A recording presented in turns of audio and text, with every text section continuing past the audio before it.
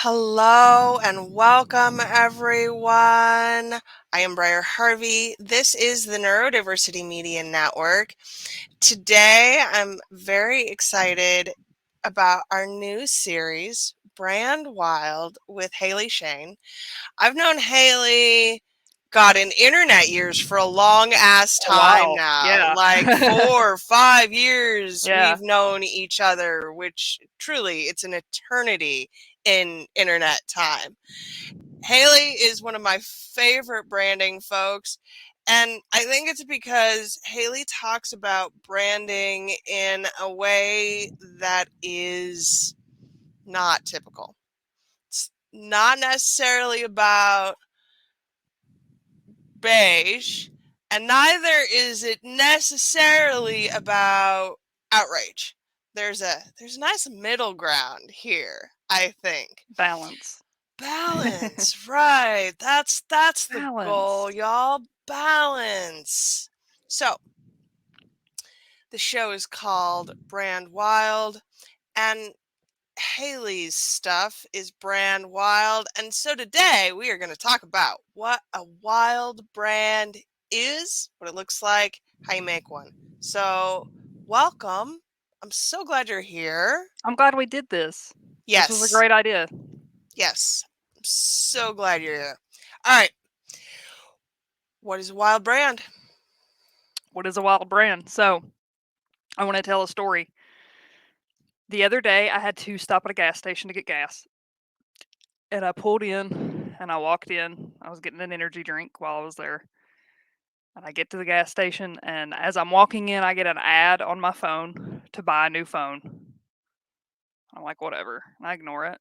And I walk in the gas station, and there's an ad playing on the radio. And I get my Red Bull, and there's like ads and signage and all this shit as I'm walking to the counter. And I get my Red Bull and I pay for my gas. And I walk back outside to pump my gas. And I start pumping it, and there's a fucking ad playing on the gas pump.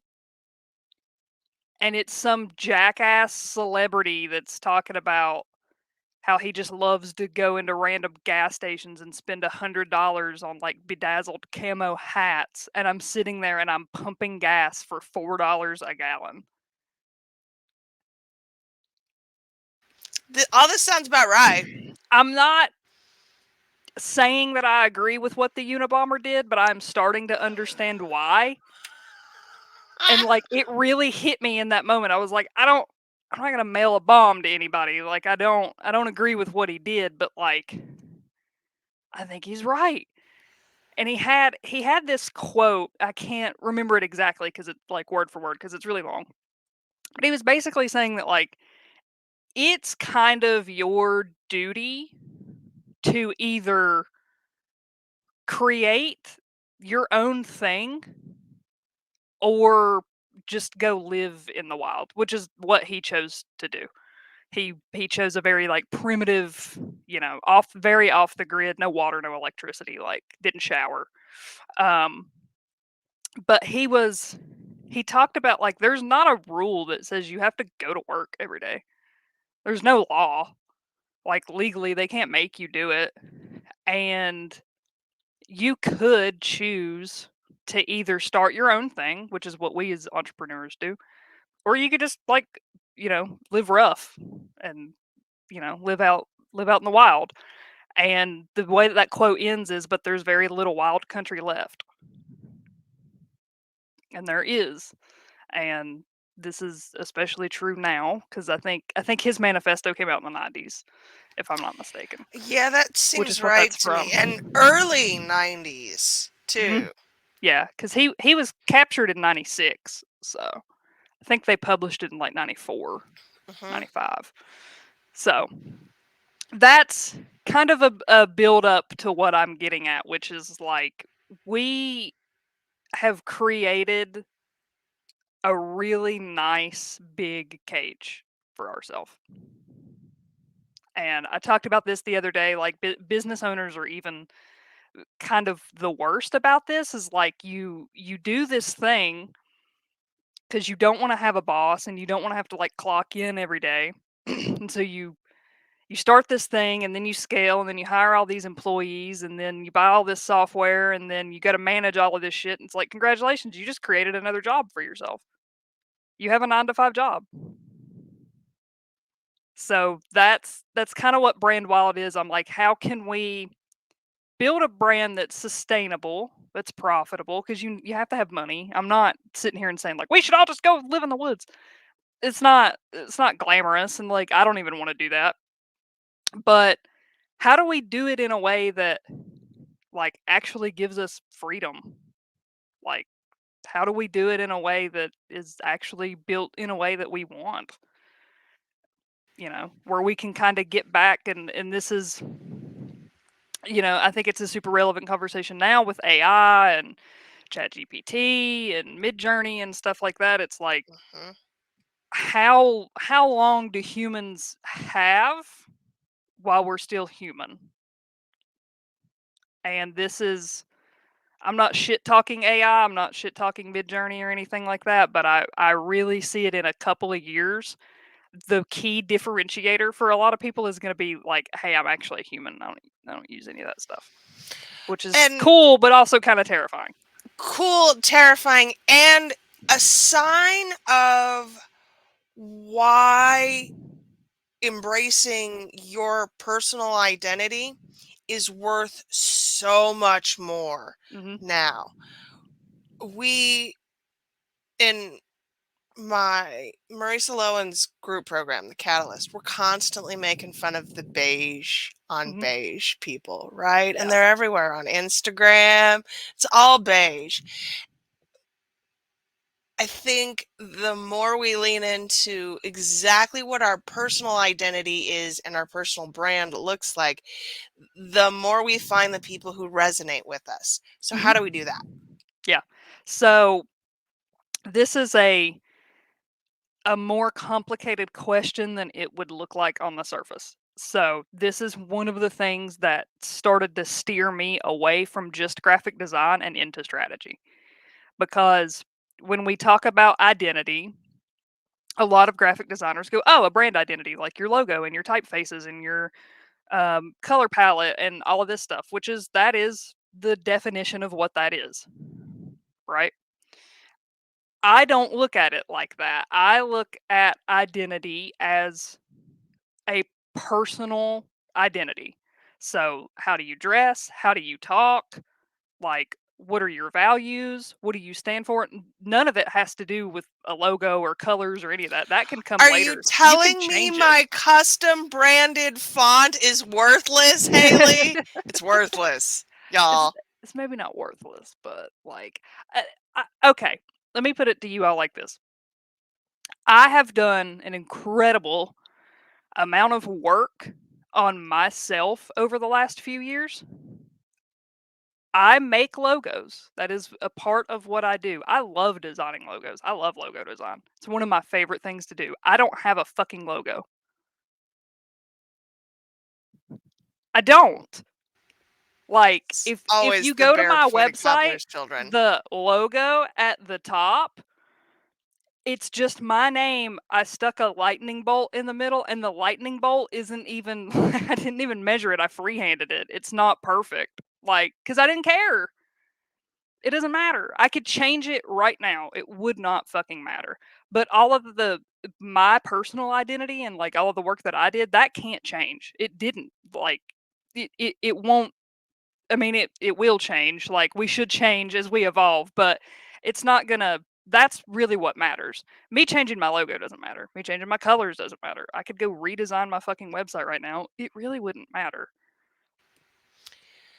So, what's important then?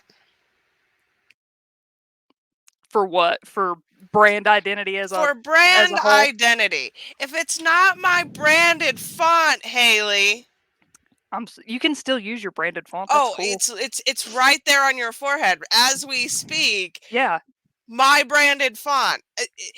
But truly, it's it's mhm, it's worth very little yeah. in terms of what my brand is.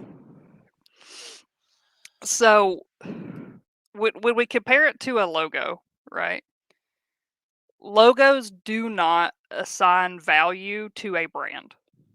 The brand is what gives that logo its sauce, for lack of a better word. Everything behind that, your personal identity, and I'm speaking, you can do this for a corporation too, you can do this for a business. Like, don't think that, oh, well, this doesn't apply to me because I've got 1,000 employees and I can't do that for everybody. You can do it as a business. But talking about actual personal branding, like, I'm not the only brand strategist in the world. I'm not the only graphic designer in the world. And to be honest, I'm probably not the best at either. I'm really good, but there's people that charge $100,000 just to come up with a name for your business. I could not imagine charging that. The magic of it is just me and how I do it, and the values, the beliefs that I have, the way that I look at branding, and you can take that and apply it to whatever it is that you do. If you're a digital marketer, if you do ads, you do social media management, podcasts, whatever, it doesn't matter. Everybody has values, things that they agree with, and things that they disagree with, and an outward way that they present themselves.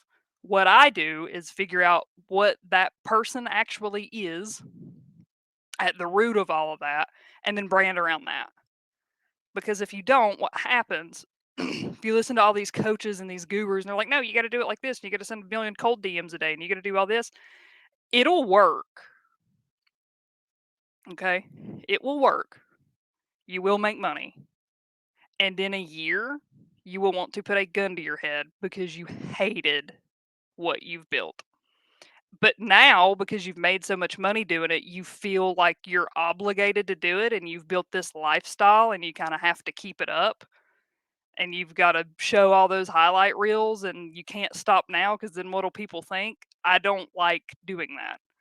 I don't like setting people up for that. So it's like, okay, how can we figure out why it was that you actually started this? And the answer cannot be money. I don't care what the answer is, it cannot be money. Because everybody has a reason for it. I can't help but remember the time that Slack paid $500,000 to change their logo into ducks smelling each other's butts. Mm-hmm. So obviously, it's not what it looks like that matters, and we don't continue to use or don't use Slack regardless of what the Mm-hmm. fucking logo looks like. Yeah. So Fuck Slack, by the way, I'll just say it. oh, I hate agreed. Slack. Agreed. But why do we care so much about the external appearance of the thing? Yeah. So I always say this when people ask me, like, okay, I want to work with you, what does that look like? I'll go into this huge spiel about how important strategy is.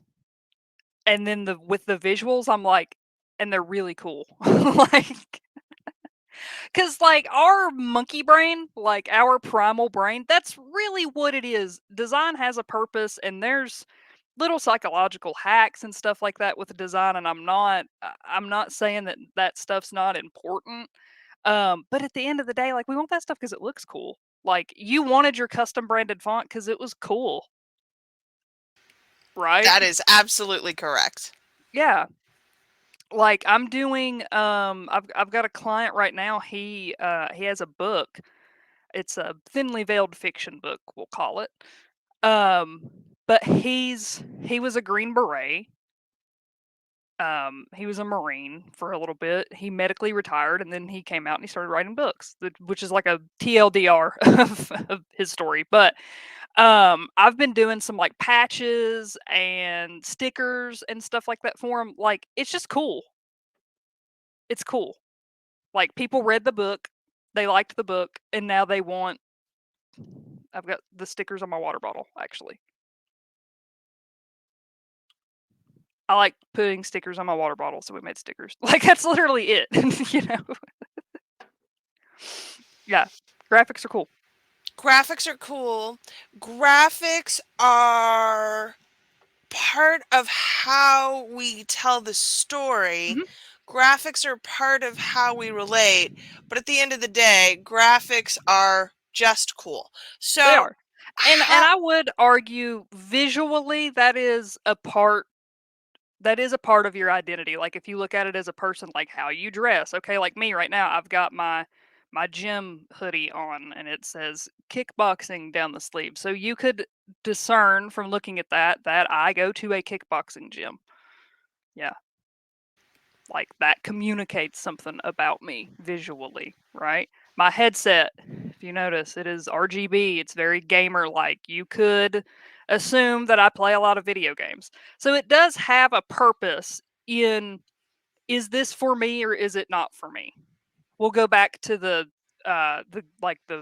analogy with the book author that I'm working with. If you see his stuff, you can very easily tell that he was in the armed forces. He likes guns, and some people are really cool with that, and some people are not really cool with that.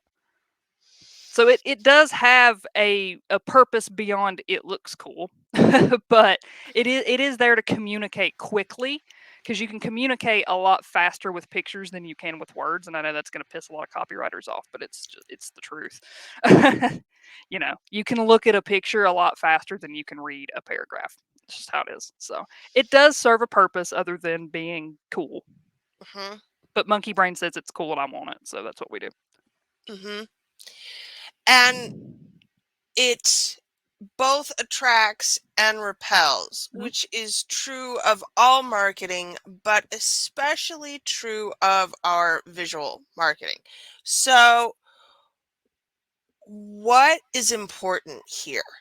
If it's if visuals are not the brand, Mhm. how do we use our visuals to tell a story? Yeah. So it goes back to what I was talking about. It like at your core, who are you? And I would have to dig for the notebook. It's somewhere around here, but I went through a just rabbit hole of like identity and what it's made up of and like how do we like why do we use that word and what all does it encompass and stuff like that. But one of the things was like your outward appearance and then like your inward stuff. And there was three other things too. I think one was like what we believe and then like what culture we are and then inherent traits that you can't change, like your race. You can't change your race. Um, so yeah, it's used to communicate what's inside, basically. And you can, depending on the story, you could tell that a lot of different ways. You know, if you see me, the majority of the time I'm in gym clothes, so that tells a story of like I take care of myself. Maybe I'm very disciplined, um, or in the case of kickboxing specifically, with this hoodie on, you could maybe assume that I didn't know how to defend myself at one point and that scared me and so now I know how to defend myself. Maybe I'm actually a professional fighter. You don't know. I'm not, by the way. But No, but what I'm hearing are a lot of assumptions. mhm, Visually, I see something and make assumptions because that's how my monkey brain works. It mhm, sees things and it categorizes it. mhm. So I'm seeing this thing and I'm making assumptions. And how do I make sure that they're the right ones? Yeah, so you're putting things in boxes because we are overwhelmed with so much information in a day. Our brain did not evolve quick enough to actually be able to take all of that information in and remember all of it. So we have what I call a bullshit meter, which basically it's the filter in your brain that decides to get rid of like 95% of the stuff that you see in a day because it doesn't matter. So visually, how do we communicate like, hey, this is the 5% that matters? And that comes back to what do we want to communicate, right? Do we want to communicate our beliefs, our values, an offer that we have, social proof, a testimonial, and like what visually is the best way to do that to get the people that actually care about it to remember it and take up that itty bitty little piece of space in their brain. Because even brands that you hate do this really well. Like if you think of a brand that you will never buy from, ever, you got it? You'll Mm-hmm. never buy from them and they're right there. For me, it's Apple. Like, but Apple lives rent free in my head. Nestle, but same. Yeah, but they're right there. Mm-hmm. Regardless, you will never buy from them, but they take up just that tiny little bit of real estate in your head. Mm-hmm. And that's really effective branding and communication. So, we do have to assume a little bit because we are so overwhelmed with information. What we want to do is we want to move somebody from like assumption to actually like, oh, okay, this is cool. Like, how do I find out more about it? And there's a ton of different ways to do that too. And now you're getting into like, user journey and customer journeys and stuff like that, but which you can also do that visually, but yeah.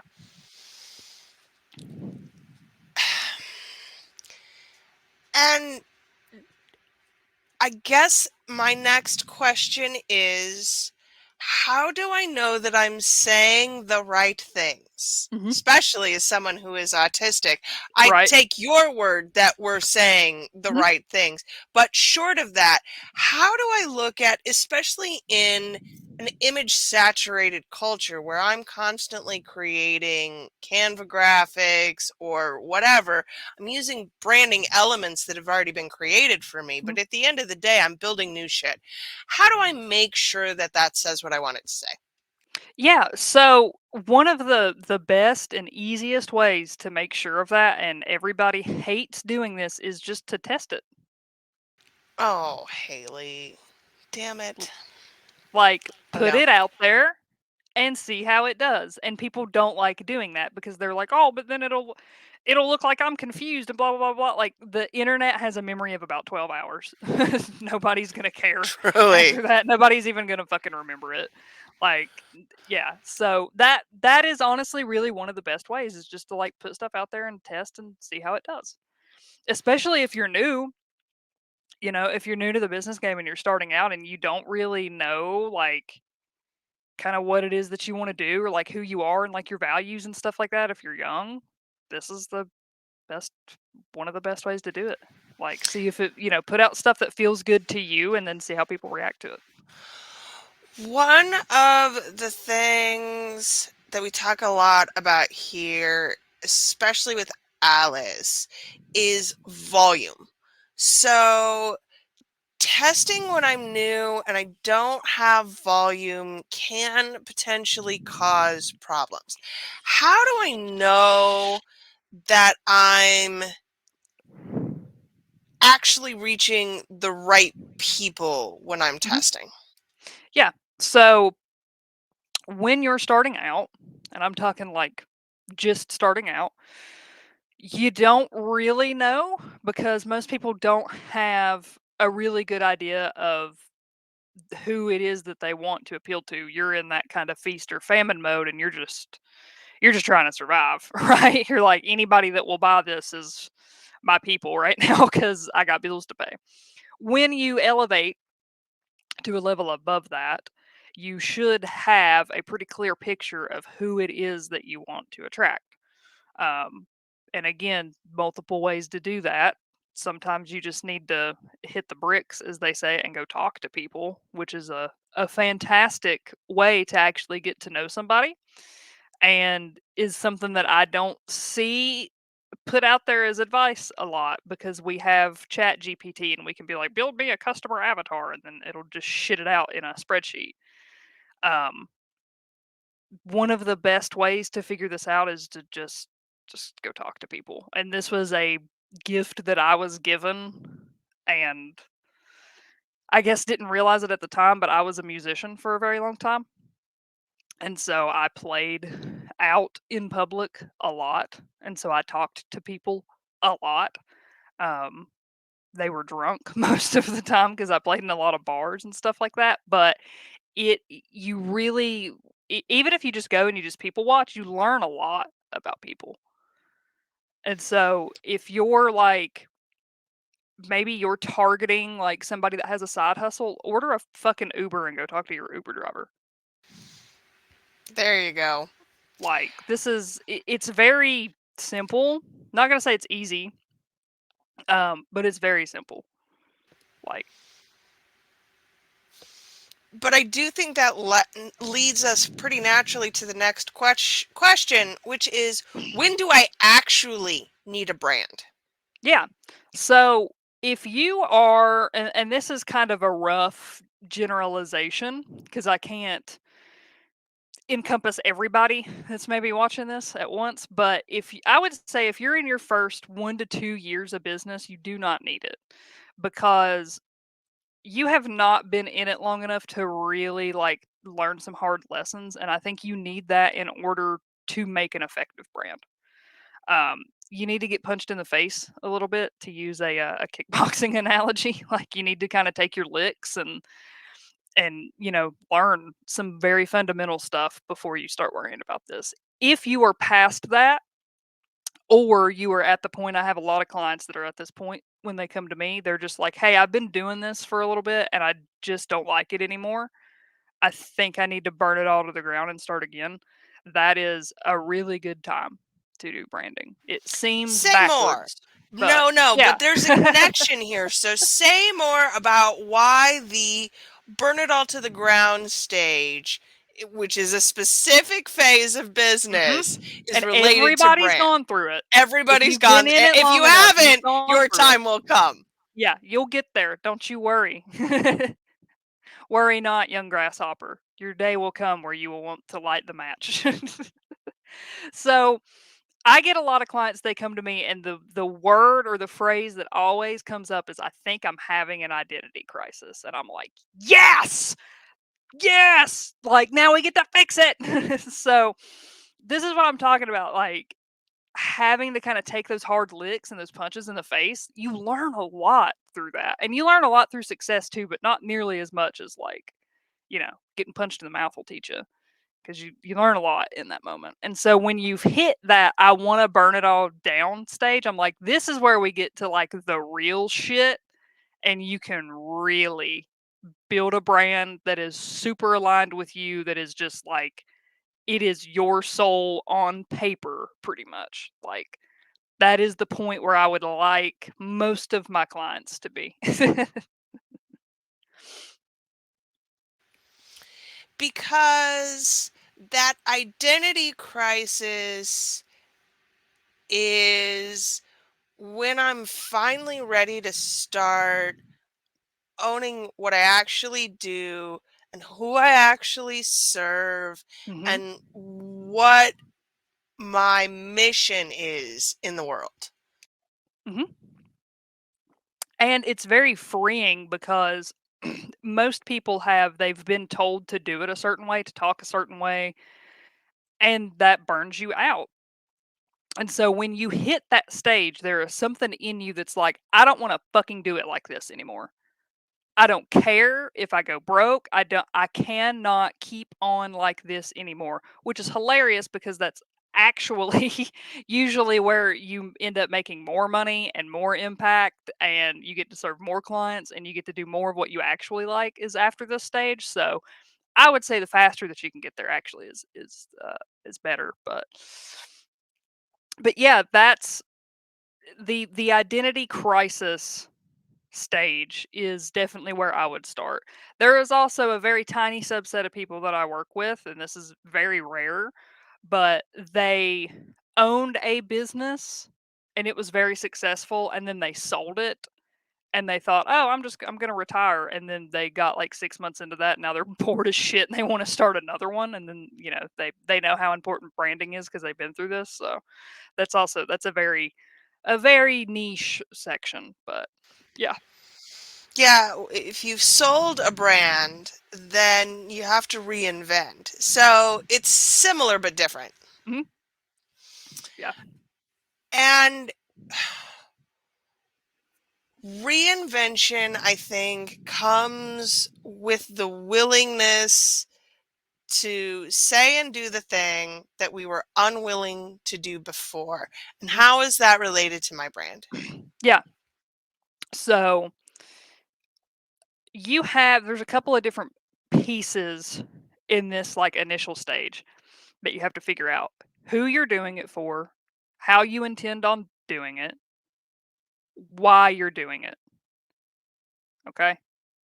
Most people, the why did not change. Right. They think that it changed because they hate what they're doing. The why you're doing this did not change.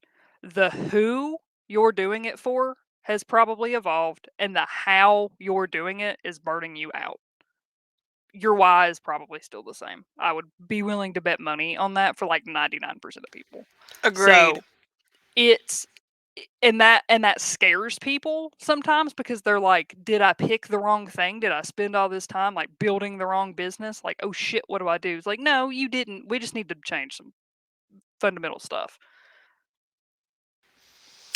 And the who I serve often changes at this stage. And Veronica and I talk about this too. Sometimes it's operational, but Mhm. often it's about not charging enough for what the work actually Mhm. is.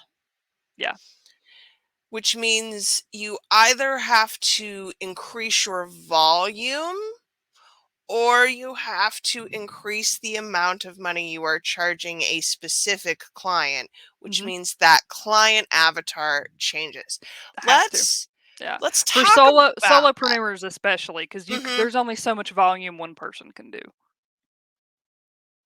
But if my avatar changes, and Mhm. what happens a lot I've observed, especially people who they start by serving solopreneurs with good intentions. I'm going to fix business. Yep. And then they end up at the other end of the spectrum. I have to work with corporate clients because With they're the only agencies. fuckers who can pay me. Yep.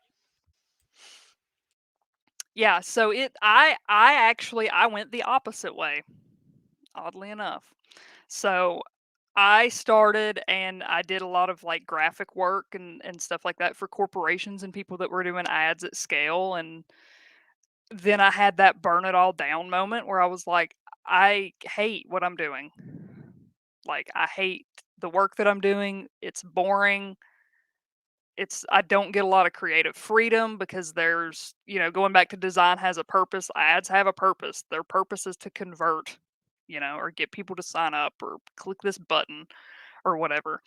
And I kind of slowly started to just hate what I was doing, and I didn't feel like I was progressing either as a designer. I didn't feel like I was getting better. I didn't feel like my skills were like being tested. It wasn't particularly hard work.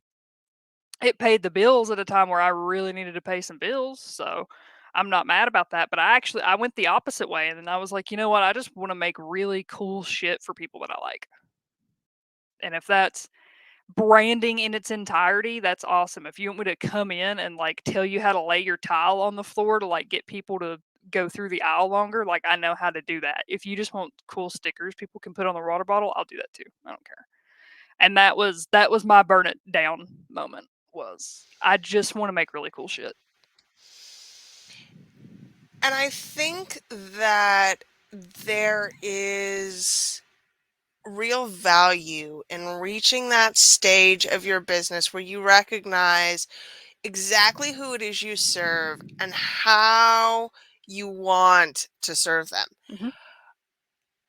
And once we do that, the next stage is talking to a lot of people about it. Yep. So let's talk about that as part of the design process. What Hmm. does that look like? Yeah. So what I do is I have a lot of social proof because I've done this for a while. And also have a lot of work that I have done. And so what I do is I take that work and I show it and I put it on social media and I talk about it. And then I let whoever wants it come to me. I have not sent a cold DM, I think, in 4 years, maybe five. because it's just at my core. It's just not something that I want. I'm a very big believer in, when it needs to show up, it'll show up. You don't have to go look for it.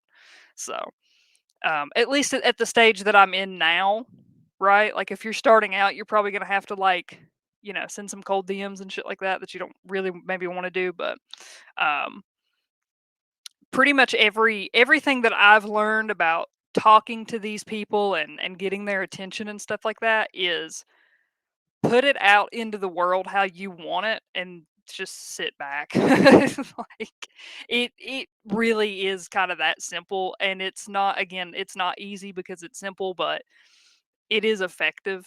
And if you just do that and you kind of go with the flow, it does magically tend to fall into your lap sometimes, which I know that's not a very tactical, like analytical branding answer, but for the average solopreneur, it's really good advice.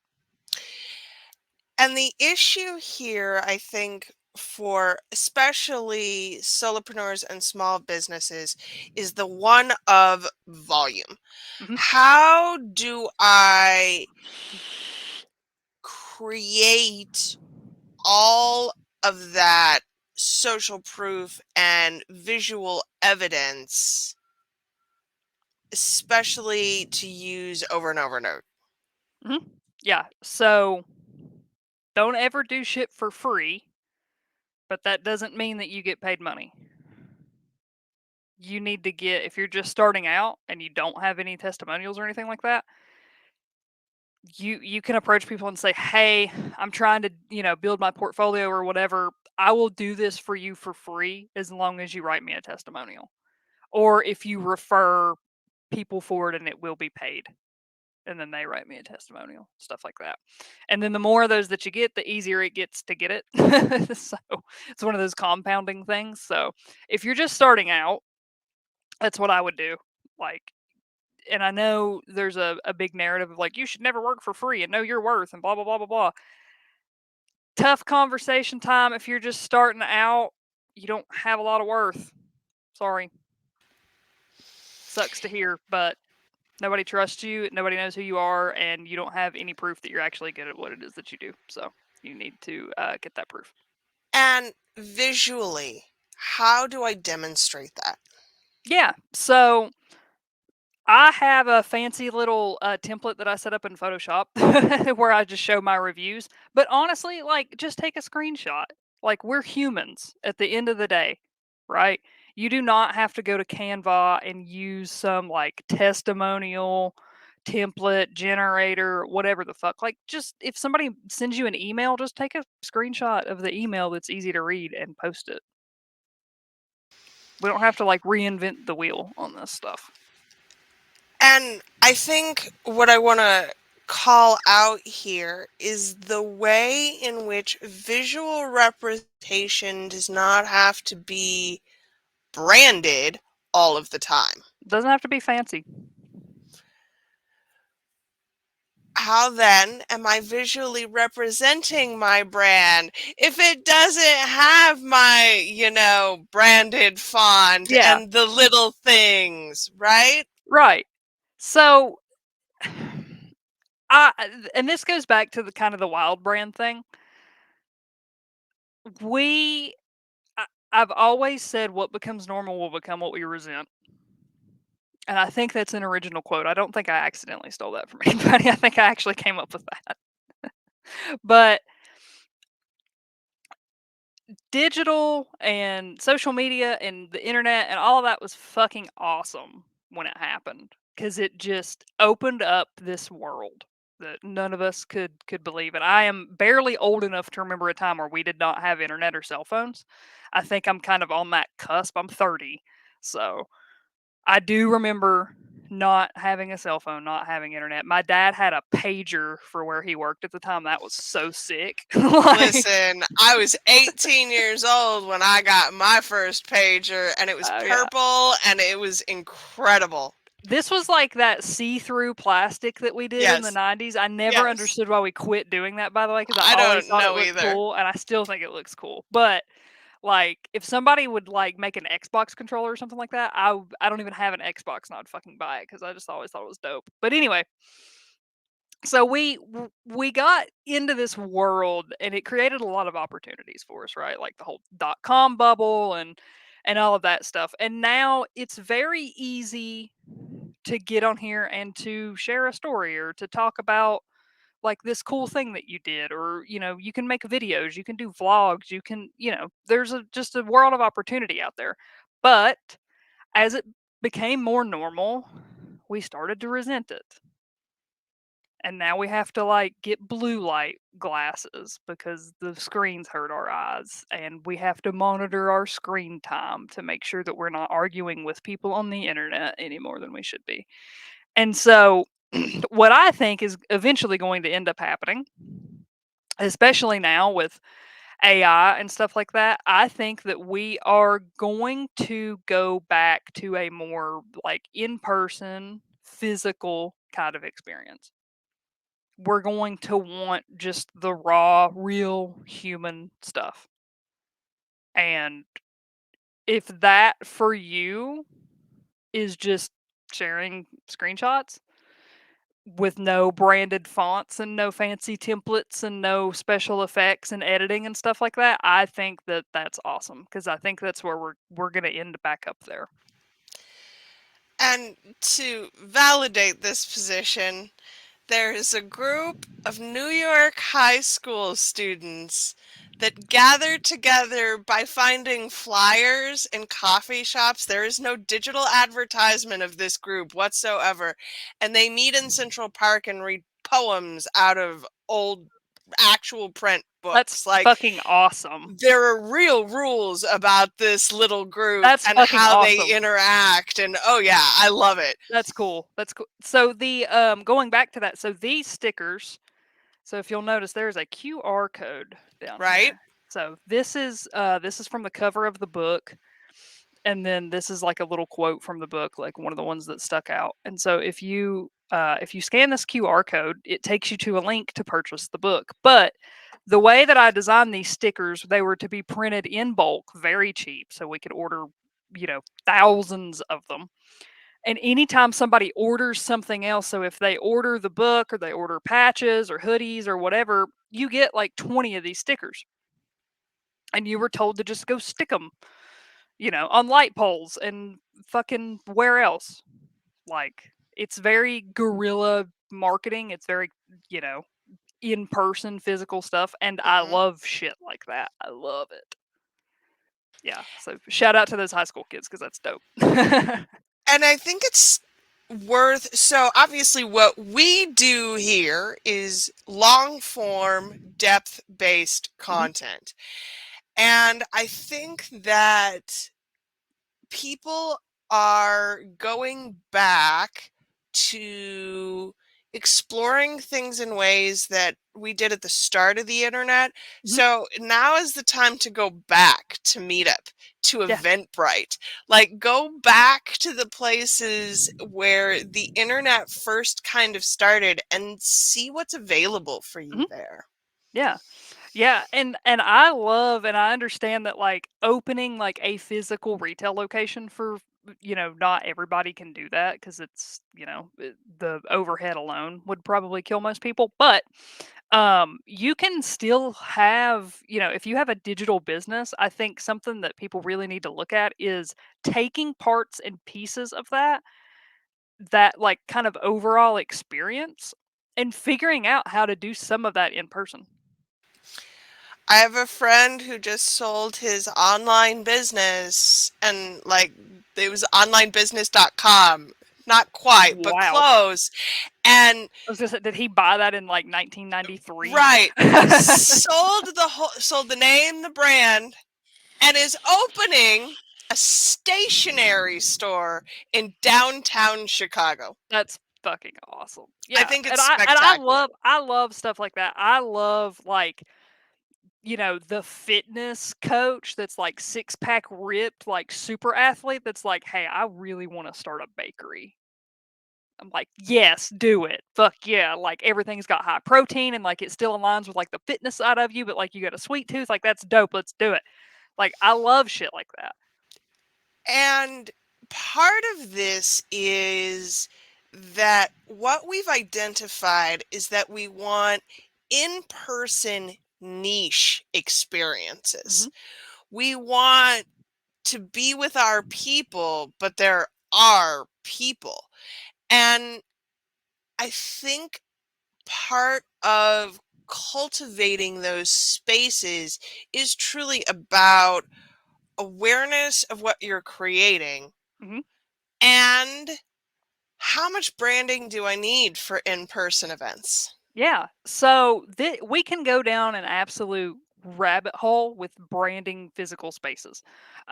There is this guy that I follow that really kind of changed my view on how branding and a brand could be built in the physical world. His name is Johnny Cupcakes, Johnny Earl.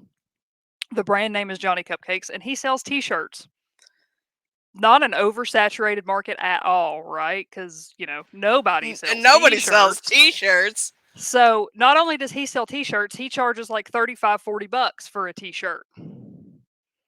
Now I've bought some very nice, very soft, tri-blend T-shirts, and I didn't pay fucking $35 for any of them. But when you walk into one of his stores, he sells online as well.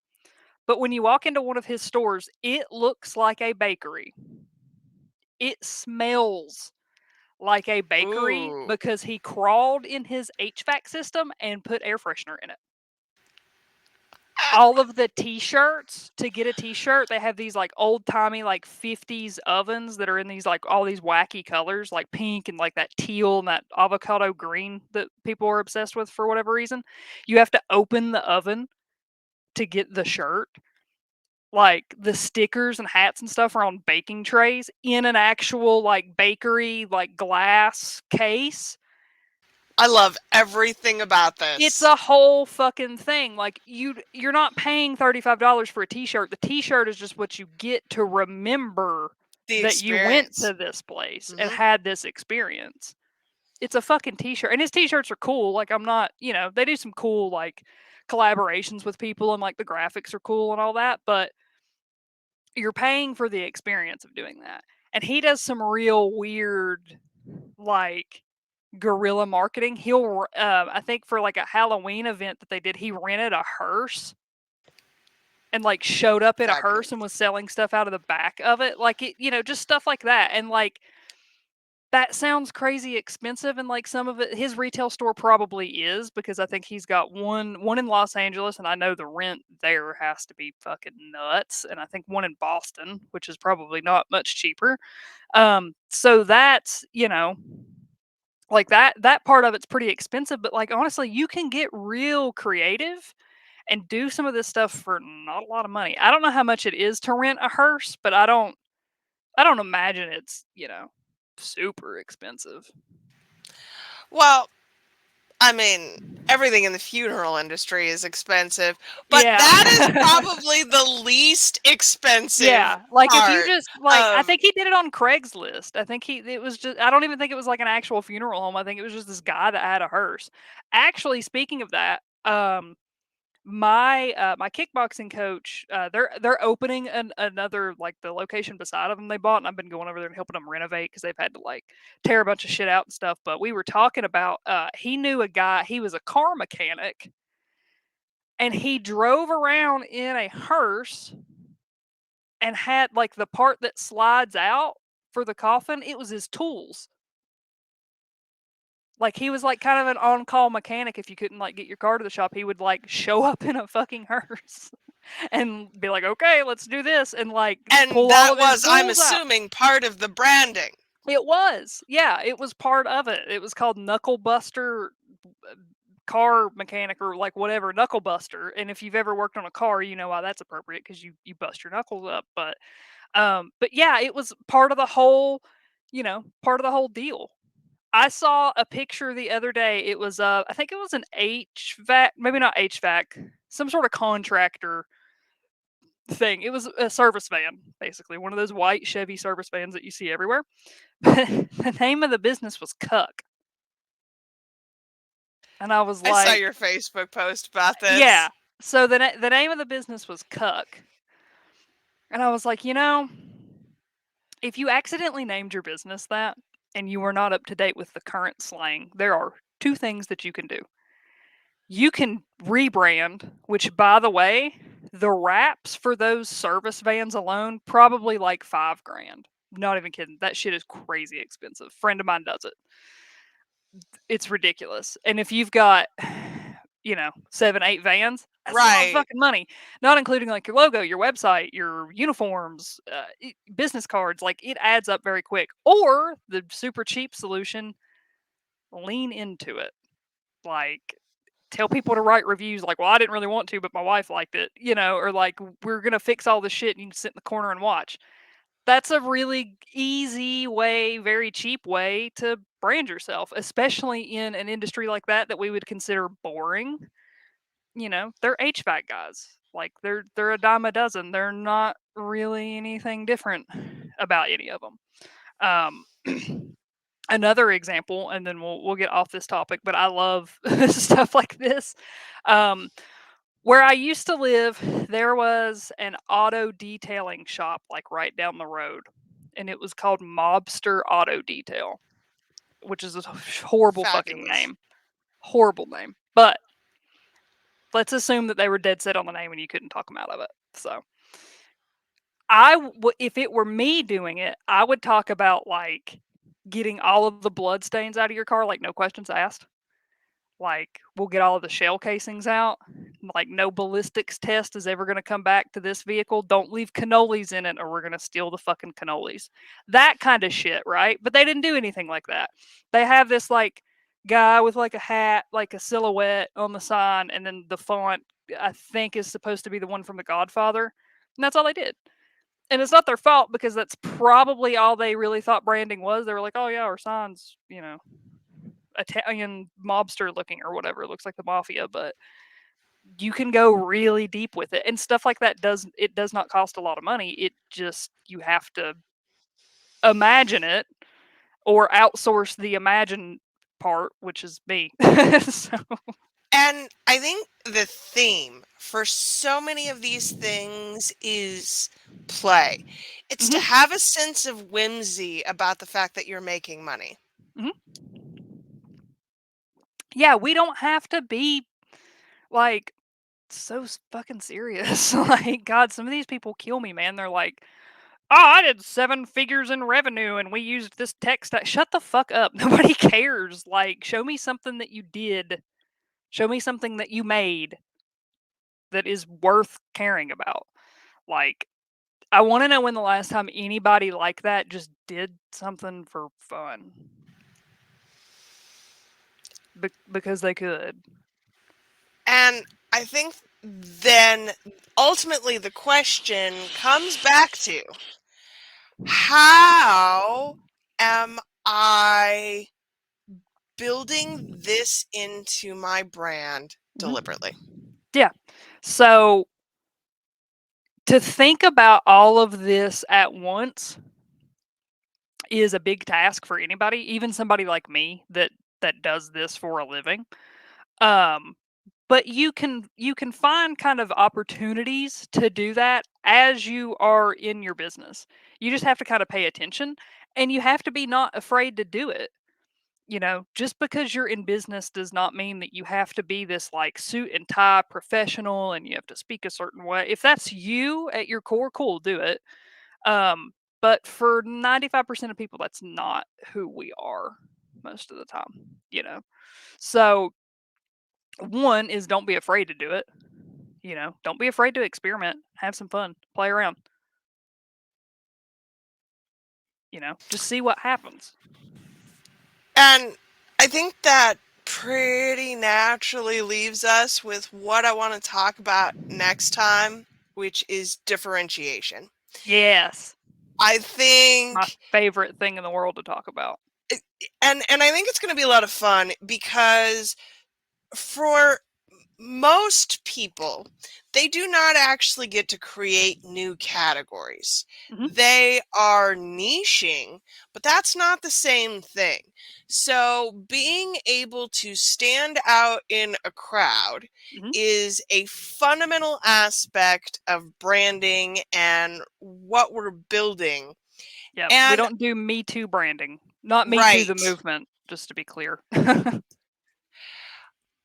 I think it's because that's where people get started is someone tells them, oh, you can do this online, you just Mhm. have to do xyz things, and so naturally their branding is exactly like the person they taught who taught them.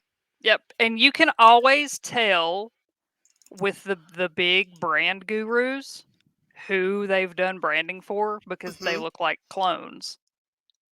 It's the fucking clone wars out here. I will say that about what I do. If you looked at my portfolio right now, it's all over the place. Like I've done super feminine, girly, like that kind of branding. I do stuff for like people in the 2A world that, like run and gun and do stuff like that. I've done shit for a butcher shop. Like it's it's all over the fucking place because that's for me one of the funnest things about what I do. I get to work with a lot of different people, like in a lot of different industries. So I don't understand why these people want to do it and just make clones of themselves. It's Hmm. stupid.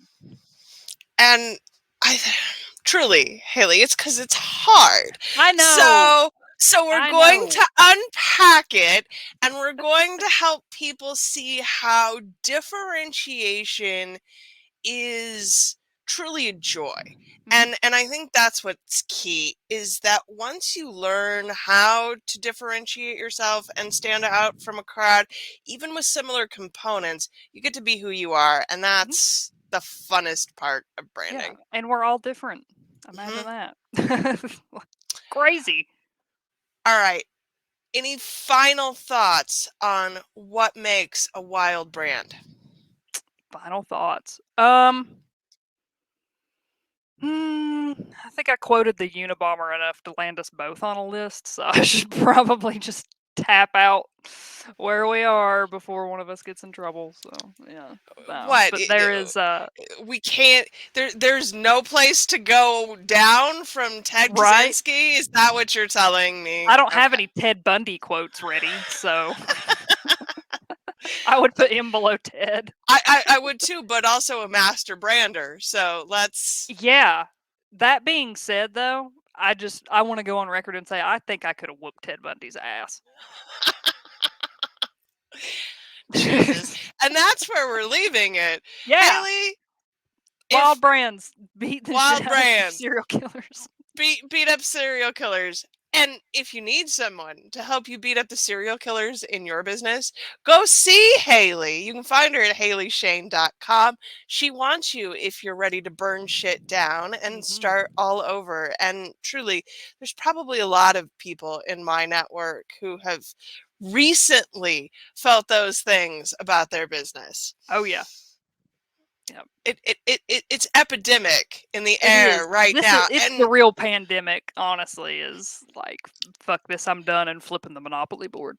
And it is an exciting time to be alive, y'all. This is where we get to do new things and innovate and reinvent and Hmm. break systems that aren't working.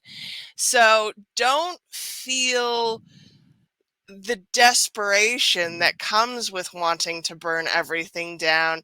Think It of it, is freeing. it is freeing. And that's what I hope that you leave with. Yeah. So we will be back next time to talk about differentiation. This is the work that we're doing here at the Neurodiversity Media Network. If you have appreciated our time together, please like, subscribe. You can find us at neurodiversitymedianetwork.com. We would love to have you. Paid subscribers get a couple of private streams. And once the masterclass series is completed, we put all of that together in a handy dandy one pager for you so you can get everything in one place. And we will see you all next time. Have an amazing day, y'all. Bye. Bye.